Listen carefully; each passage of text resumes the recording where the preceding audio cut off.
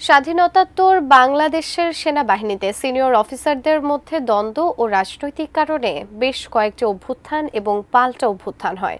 এসব অভ্যুত্থানের কারণে দীর্ঘ সময়ের জন্য বাংলাদেশ নিমজ্জিত ছিল সামরিক শাসনের মধ্যে।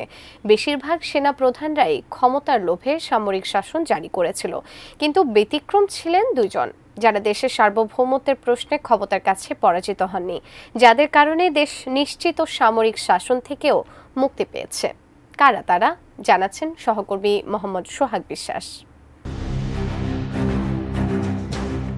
বাংলাদেশের ইতিহাসে গণতন্ত্র পুনরুদ্ধারে দুইজন সেনাপ্রধান নজির স্থাপন করেছেন, রচনা করেছেন নতুন ইতিহাস। এরা হলেন জেনারেল নুরুদ্দিন খান এবং জেনারেল ওয়াকারুজ্জামান।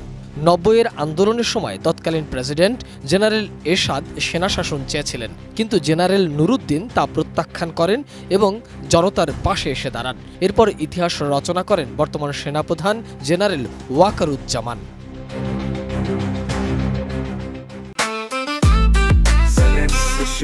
জেনেক্সে শিফট করো, লাইফকে লিফট করো।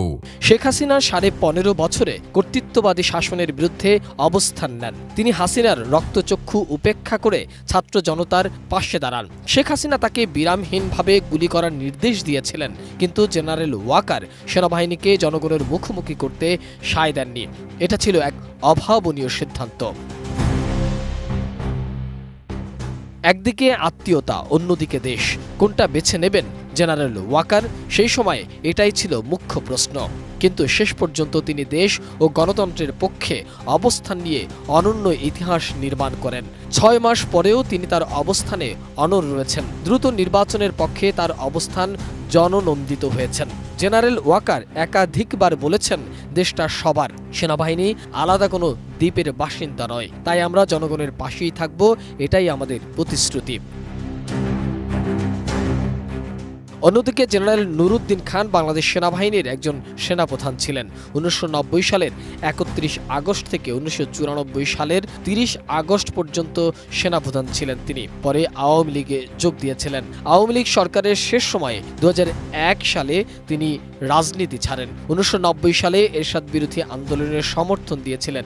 তখন তার সাহসী ভূমিকার কারণেই দেশ সামরিক শাসন থেকে মুক্তি লাভ করে ও এরশাদ পদত্যাগ করতে বাধ্য হয়েছিলেন।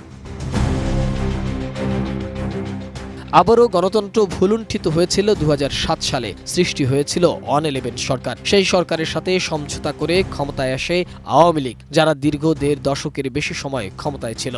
ছাত্র জনতার গণ অভ্যুত্থানে হাসিনা সরকার ক্ষমতাচ্যুত হওয়ার আগে সেনাবাহিনীকে সর্বোচ্চ ক্ষমতা প্রয়োগের নির্দেশ দিয়েছিল, এমনকি সামরিক শাসনের কথাও বলা হয়েছিল।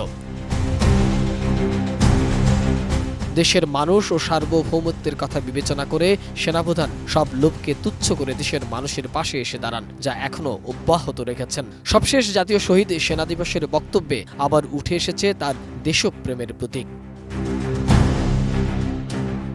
মোহাম্মদ সোহাগ বিশ্বাস, এটিএন নিউজ, ঢাকা।